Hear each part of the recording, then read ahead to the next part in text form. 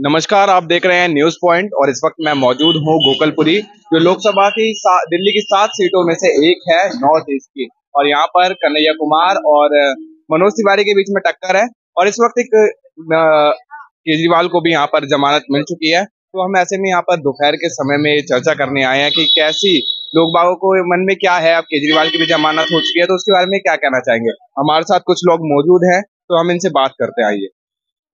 Sir, Kejriwal ji की जमानत हो चुकी है तो इस पर आप क्या बोलेंगे। जी, हमारे लिए तो ठीक ही है क्योंकि हमने पहले वोट भी इसी को ही दिया था। तो हमारा वोट के हिसाब से हमारे तक जो सुविधा पहुंचनी चाहिए थी उनके पास से पहुंची है। हमारा बिल नहीं आ रहा, जीरो आ रहा है, मतलब कई चीजें जो डायरेक्ट आनी चाहिए थी वो आ रही है, हमारे पास पहुंच रही है।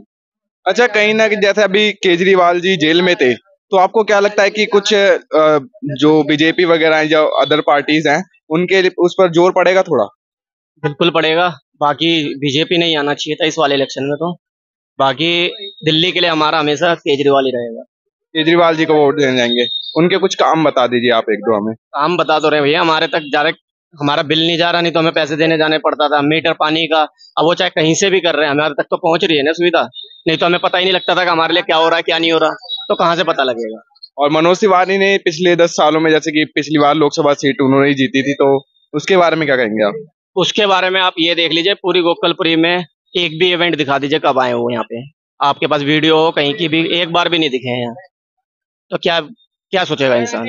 बताओ, आप ही बता दो। चलो, मनोज तिवारी को कब देखा आपने लास्ट टाइम गोकलपुरी में, तो बता। कि यहाँ पर आसपास कोई इवेंट वगैरह वो करते नहीं, आते नहीं है जनता की परेशानियां देखने। इससे पता लगेगा, सिंपल सी बात है। बिल्कुल, केजरीवाल जी से आपको लगता है कि वो लगातार करते रहते यहाँ तक हमारे तक नहीं आ रहे, मगर चीज तो पहुंचा रहे हैं ना। हमारे तक जो मिलना चाहिए वो पहुंच रहा है। गरीब आदमी को क्या चाहिए, और सबसे पहले कोई और नहीं दे रहा था, वो कहीं से भी दे रहे हैं। फिर भी उसको उल्टे सीधे नाम लगा जा रहे हैं। जो दे रहे हैं उन चीजों में नाम लगाओ ना, गलत आ रहा है ये, या पैसा गलत आ रहा है ये। सर, आप क्या बोलेंगे, केजरीवाल जी की जमानत हो गई है, इस पे जो अदर पार्टीज है उन पे फर्क पड़ेगा। बिल्कुल पड़ेगा। बिल्कुल पड़ेगा।